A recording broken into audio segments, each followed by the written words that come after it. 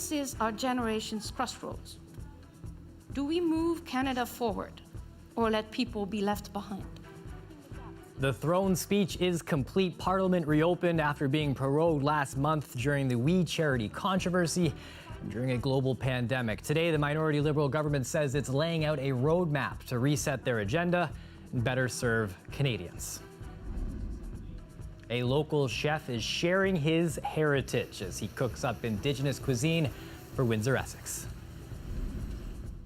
A look at downtown Windsor, where these patios seem to have a lot of fall sun left. Humidity still a factor in our neck of the woods, feeling like 27 degrees outside right now. Colette Kennedy brings us all the details in her forecast later tonight.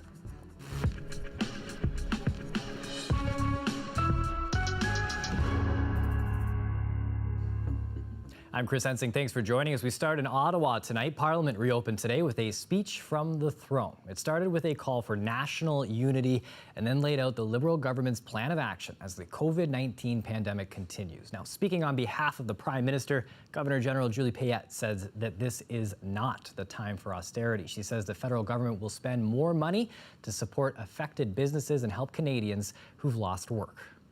To help make that happen, the government will launch a campaign to create over 1 million jobs, restoring employment to previous levels. This will be done by using a range of tools, including direct investments in the social sector and infrastructure, immediate training to quickly skill up workers, and incentives for employers to hire and retain workers. One way the government will create these jobs is by extending the Canada Emergency Wage Subsidy right through the next summer.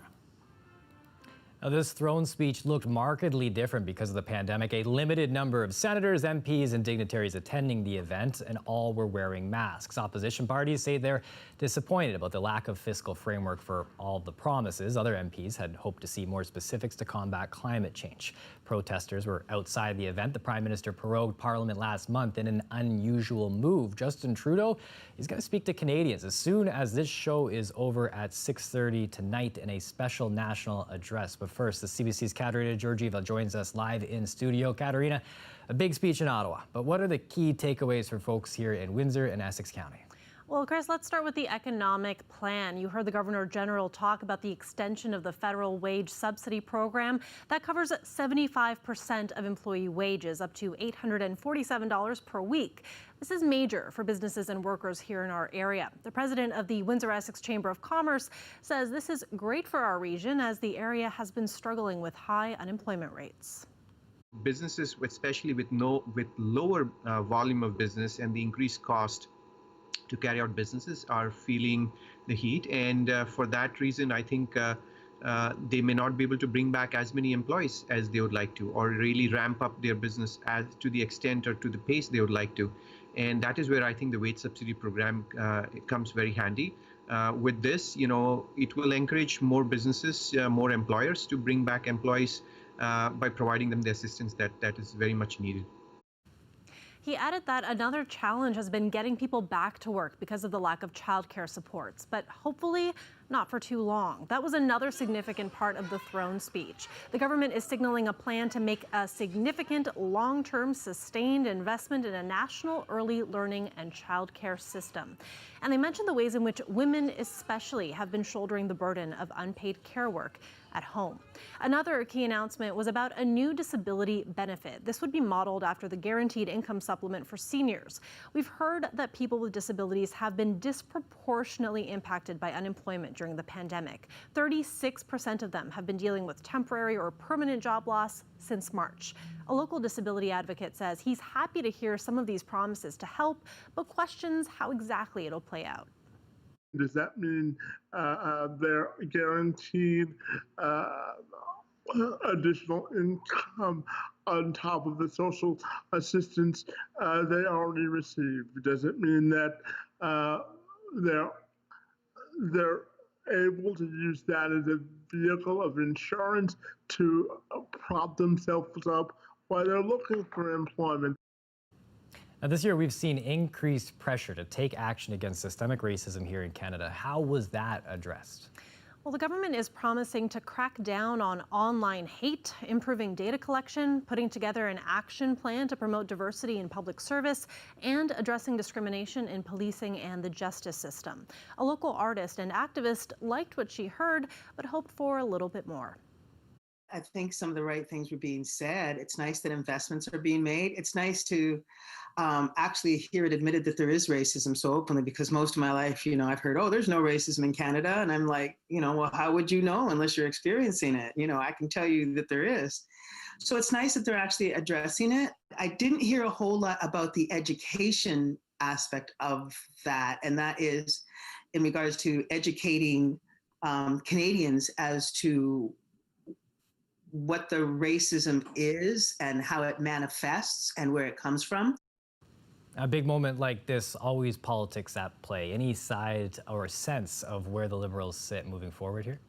Well, Chris, for some context, I spoke with Lydia Miljan. She's an associate professor of political science at the University of Windsor. She says this is definitely an aspirational mandate that the government has given itself, and it's one that speaks to the NDP and that party's priorities. Between the extension of the emergency supports and the childcare benefit, Miljan says it's enough to survive a confidence vote. And as a result, she does not expect a fall election. Chris. Thanks, Katerina. The CBC's Katerina Georgieva live tonight. Ontario saw 335 new cases of COVID-19 today, 2 in Windsor-Essex. With growing concern about long wait times to get tested, the Premier rolled out another part of his plan to fight the disease's resurgence. Starting Friday, many pharmacies will join the list of places where you can get a test. But as Lorenda Redikoff reports, it's unclear how many will actually be ready. Starting Friday, up to 60 pharmacies in Ontario will offer COVID-19 testing. Pharmacy testing will be by appointment only for people without COVID symptoms. And screening will be done to make sure people looking for a test are asymptomatic. You'd likely receive a call prior to coming into the pharmacy to verify your asymptomatic status, and you'd be given directions at that point in time as to where to go within the pharmacy once you arrive. In the past few weeks, there have been huge lineups at testing sites across the province, with stories of people arriving at 3:30 in the morning, others being turned away after waiting for hours. The Ontario government says the 60 pharmacies will help add up to 3,000 tests a day to the provincial count. We're going to ramp this up and take the load off the public system that we've. But it's unclear how much pharmacy testing will actually start on Friday. We called to a dozen of the Toronto pharmacies that are on the list, including this one behind me. It's one of 7.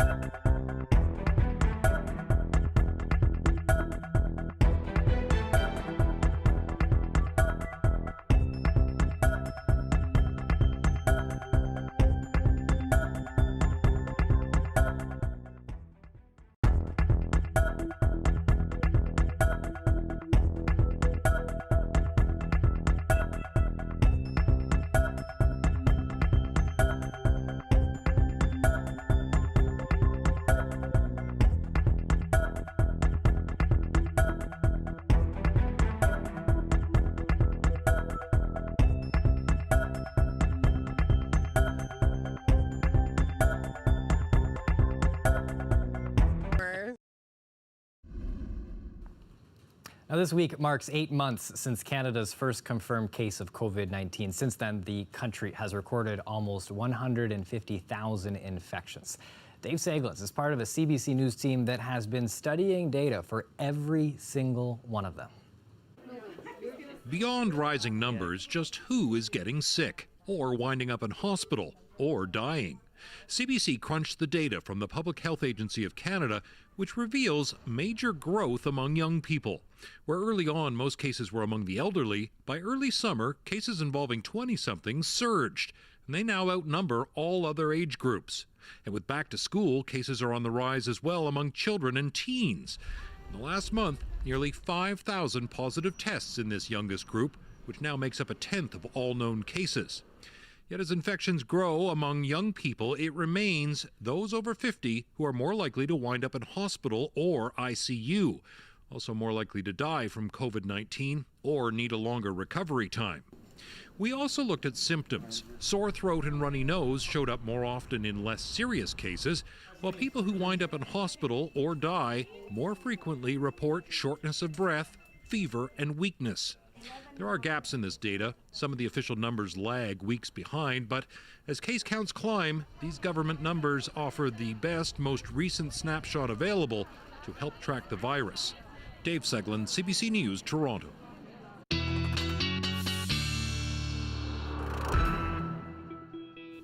And joining us now for a live look at the weather is Colette Kennedy. Colette, we're going to get to our weather in a bit, but Teddy, hurricane, we've been watching that storm, develop and seeing what it's doing to the East Coast. A little update on that today?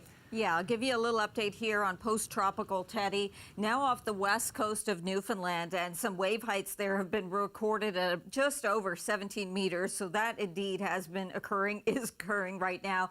And although there have been some wind speeds that have been clocked at over 130 kilometers an hour, and a few areas that have seen over 100 millimeters of rainfall, in general, spots like Halifax have seen, it looks like they've been getting in that sort of area of 60 to 90 millimeters of rainfall is what they've seen. And for PEI, between Summerside and what they've recorded there, it's been sort of in that neighborhood of 50 to 70 millimeters of rain for PEI. So it's not been too bad. There have been areas that needed the rainfall, and so in some ways I think they've done pretty well. It's helped that it's moved so quickly through Atlantic Canada. Again, still having an impact on Newfoundland, but I think we're doing okay in that part of the country. We're doing okay in this part of the country. Beautiful conditions. The temperature trend continues with our readings being above seasonal. By Saturday, though, the humidity's gone up a little bit today, but it's going to continue to climb as we go into the weekend.